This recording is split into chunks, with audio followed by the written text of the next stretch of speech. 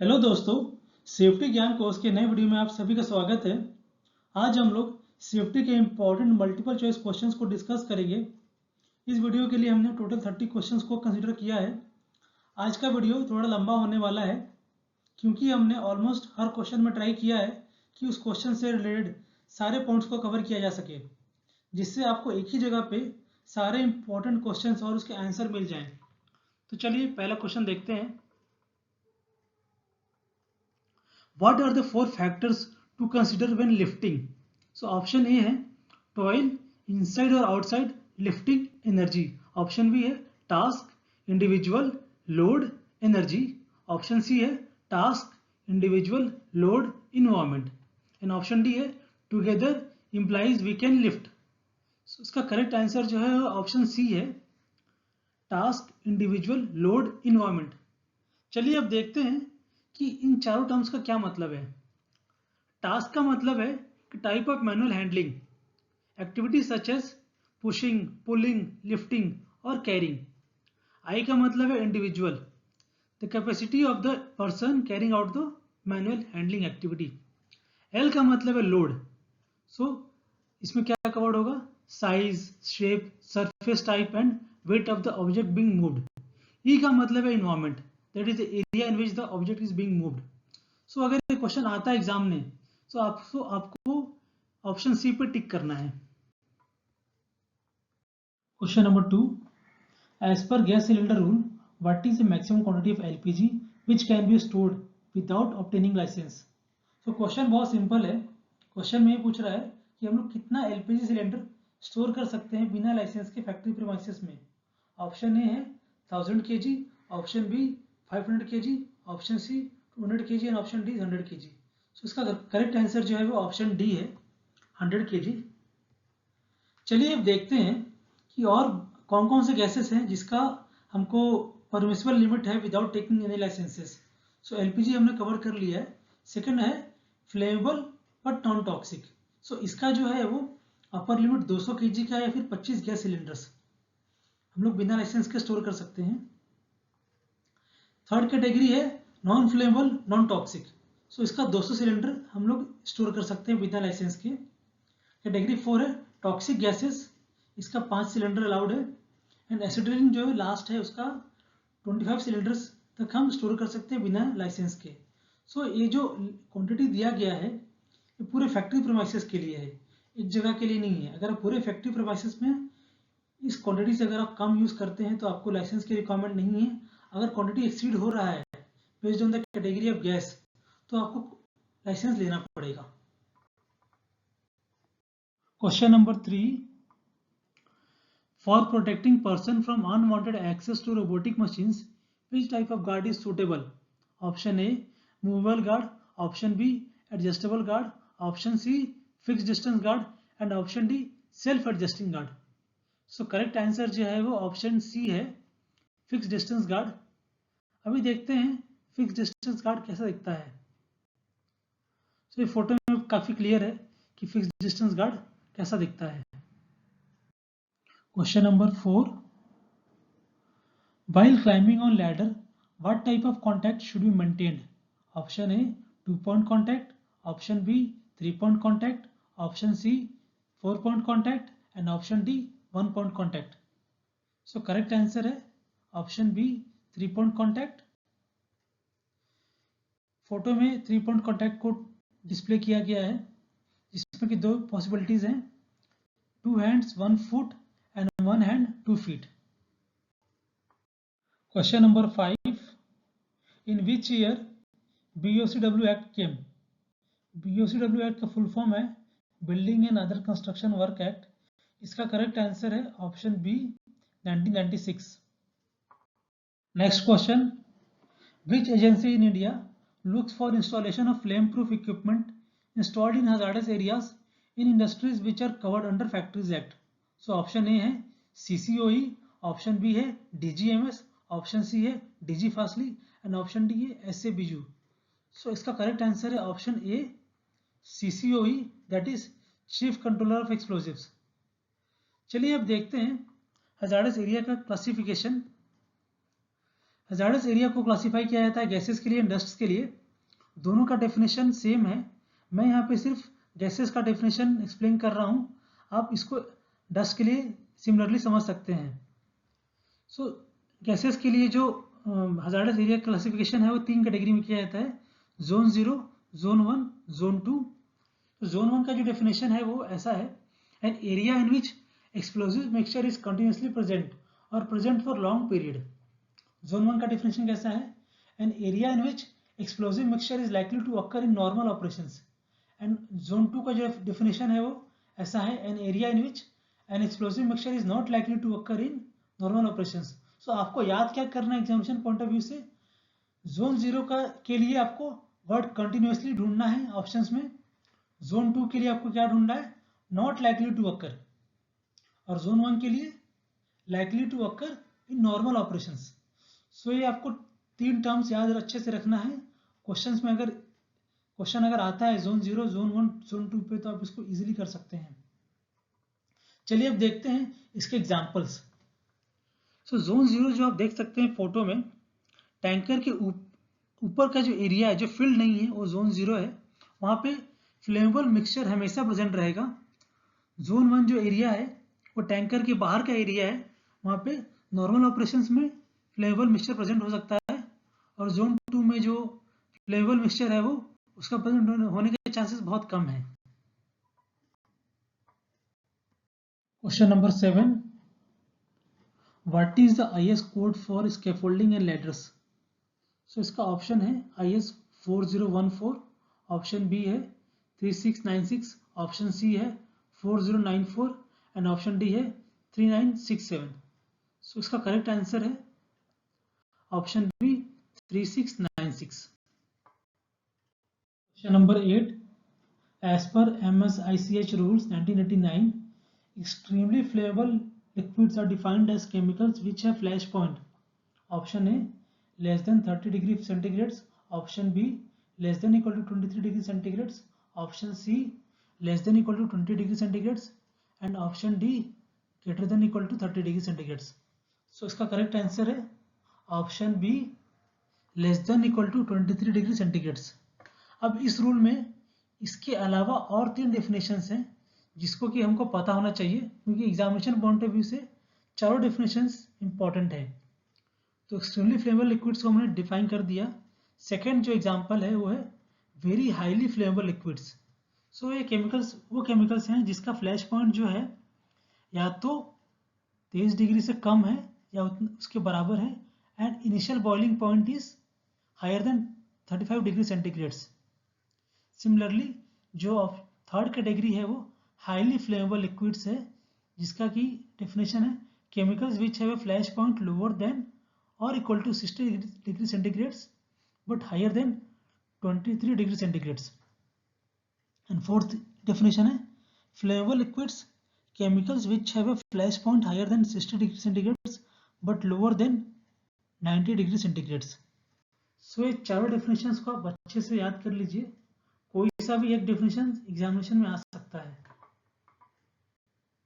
Question number 9, for fire exit doors the travel distance should not be more than, option A 30 meters, option B 25 meters, option C 20 meters and option D 50 meters. So इसका correct answer है option A 30 meters. Question number 10, what is the maximum sensitivity of RCCBs which are used in industrial electrical appliances? Option A 25 milliamperes, option B 30 milliamperes, option C 40 milliamperes and option D 10 milliamperes. So correct answer इसका है option B 30 milliamperes. तो 30 milliampere इसका correct answer क्यों है, इसको समझने के लिए हम लोग इस टेबल को देखते हैं, इसमें कि effect of current on human body explain किया गया है। सो अगर 0.4 मिली एम्पियर का करंट है तो स्लाइड सेंसेशन ऑन हैंड उसका इफेक्ट है।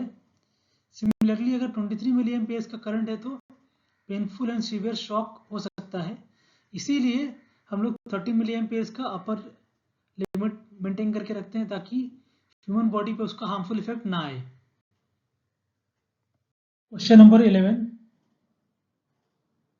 National Fire Service Week is observed every year from 14 to 20 April in remembrance of the lives lost in the devastating fire which occurred on Victoria Port. The incident took place in which year?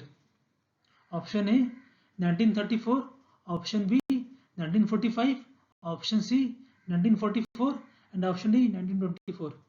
So correct answer is 1944. Question number 12.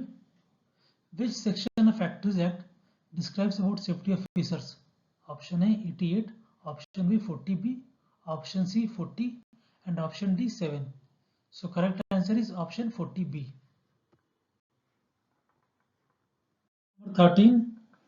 To reduce hazards from a static charge, which one of the following is not a method to reduce static charge accumulation? तो question थोड़ा ध्यान से देखिए यहाँ पे पूछा गया which of the following is not a method. So option A है बॉन्डिंग, ऑप्शन बी है use anti static footwear, option C है maintain relative humidity between 10 to 20% and option D है ग्राउंडिंग. सो अगर क्वेश्चन होता है which of the following is a method to reduce anti-static charge accumulation, so option A, B और D correct options होते हैं. Option C भी correct होता अगर रिलेटिव ह्यूमिडिटी का जो रेंज होता तो 60 to 70% में अगर होता तो वो करेक्ट होता. लेकिन क्वेश्चन यहाँ पे क्या पूछा गया है which of the following is not a method, so इसके लिए हम लोग ऑप्शन सी पर टिक करेंगे. Question number 14. In case of fatal accident occurred inside factory, a separate accident report shall be sent to the district magistrate in form number dash within 12 hours. So option A है form number 16, option B form number 18, option C form number 18A, option D form number 16B.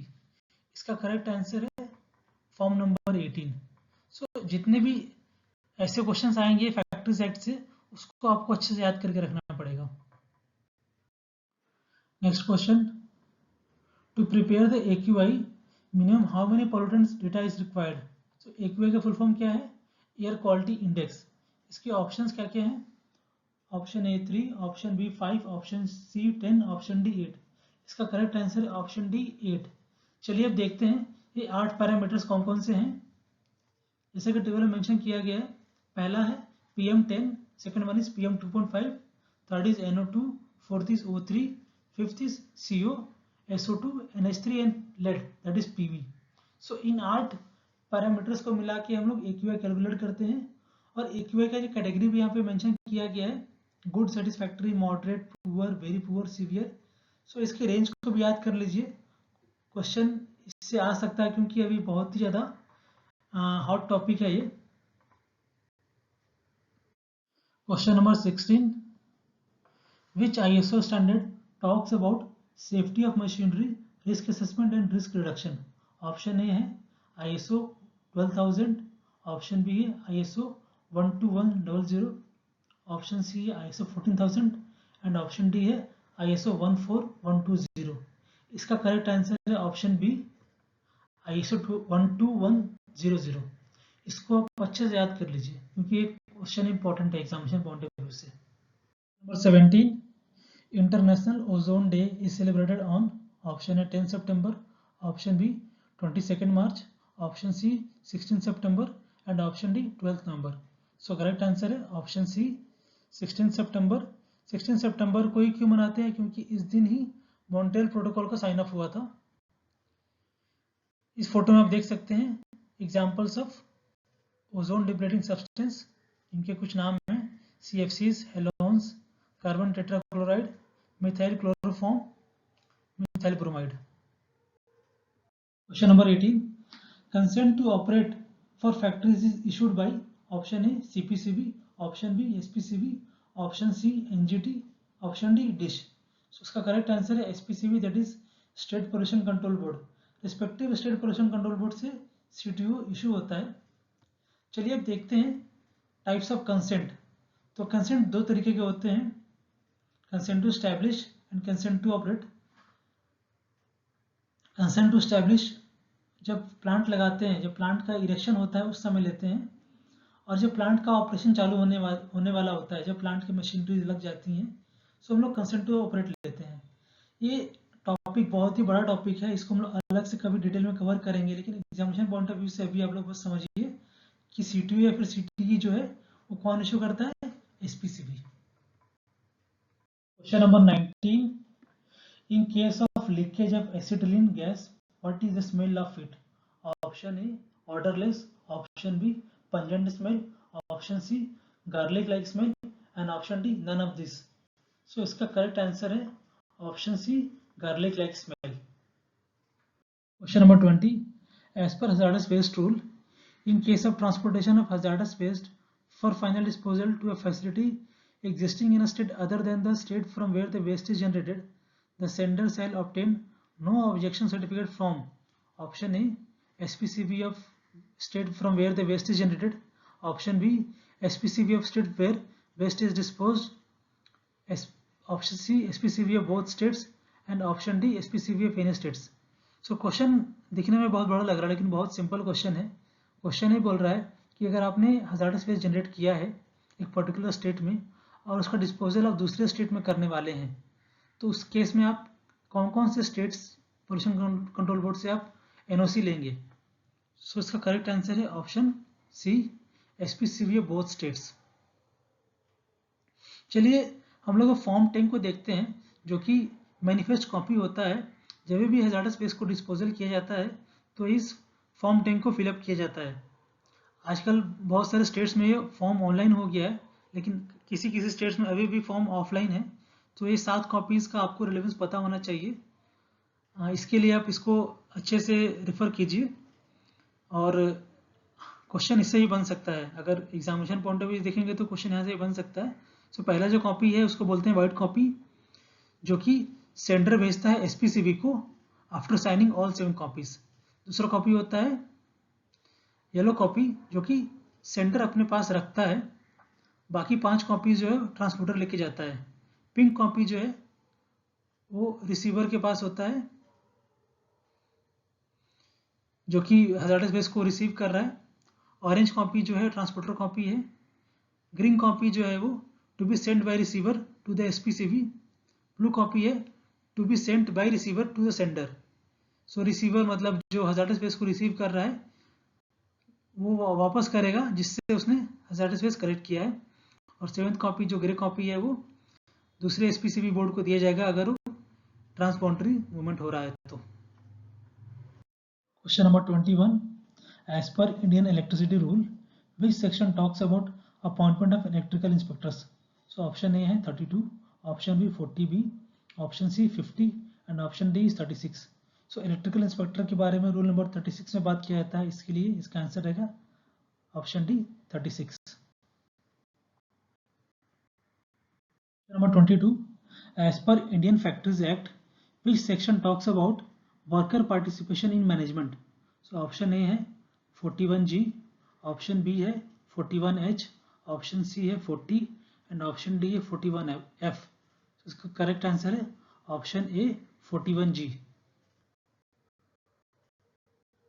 Number 23, flashback arrestors a safety device commonly used in? Option A electric arc welding, option B TIG welding, option C oxyfuel welding and option D submerged arc welding. So इसका correct answer है ऑक्सीफ्यूल welding. Next question, चलिए हम लोग इस question में fire load निकालेंगे। Theoretical बहुत सारे क्वेश्चन हमने कवर किए हैं, एक न्यूमेरिकल क्वेश्चन भी करते हैं। एग्जामिनेशन पॉइंट ऑफ व्यू से बहुत इंपॉर्टेंट है फायर लोड कैलकुलेशन करना। सो यहाँ पे जो फ्लोर एरिया दिया है वो 100 मीटर स्क्वायर का दिया है और मास ऑफ वुड जो दिया है 500 kg है एंड मास ऑफ बुक्स जो है 100 kg है और कैलोरीफिक वैल्यू जो है वो 10 किलो कैलोरी पर kg एंड 5 किलो कैलोरी पर kg दिया गया है।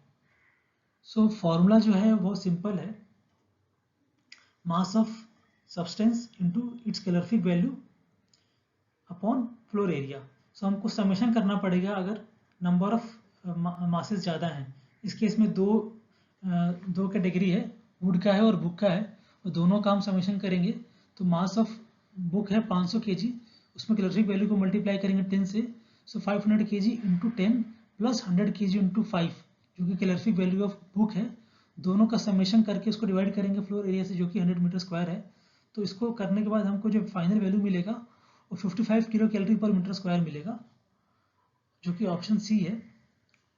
फॉर्मूला को आप देख सकते हैं, फायर लोड निकालने का जो फॉर्मूला है summation of mass into calorific value upon floor area. Value change हो सकता है एग्जामिनेशन पॉइंट ऑफ व्यू से, लेकिन फॉर्मूला सेम रहेगा। आप इस फॉर्मूला को यूज करके कोई सा भी फायर लोड निकाल सकते हैं। Question number 25, which of the following is not a fire detection and alarm system equipment certifying agency? Option A ULC, option B ATEX, option C UL and option D FM Global.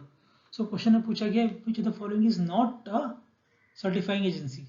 So इसका answer होगा ATEX, option B, क्योंकि ATEX जो है वो hazardous area में जो equipment use करते हैं उसको सर्टिफिकेशन देता है, और सिमिलरली यूएल जो है वो अंडर राइटर्स लेबोरेटरी है, जो कि फायर डिटेक्शन सिस्टम में हम जो इक्विपमेंट्स यूज करते हैं उसके लिए वो सर्टिफाई करता है। तीनों के सिंबल्स हमने यहाँ पे शो किए हैं, आप इसको अच्छे से देख लीजिए, एग्जामिनेशन पॉइंट ऑफ व्यू से ये बहुत ही इंपॉर्टेंट है।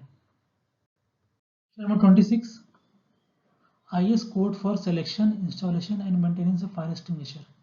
ऑप्शन ए है IS 2219, option B IS 1290, option C IS 2190 and option D is 2109। So इसका करेक्ट आंसर है option C IS 2190। Question number 27, Kyoto Protocol which was adopted in year 2005 deals with option A water pollution, option B air pollution control, option C greenhouse gases control and option D ODS control, that is ozone depleting substance. So इसका correct answer है option C green house gases control. So Kyoto Protocol जो है वो green house gases control के लिए sign of किया गया था in the year 2005। Number 28, which of the following convention deals with transboundary movement of hazardous waste and their disposal?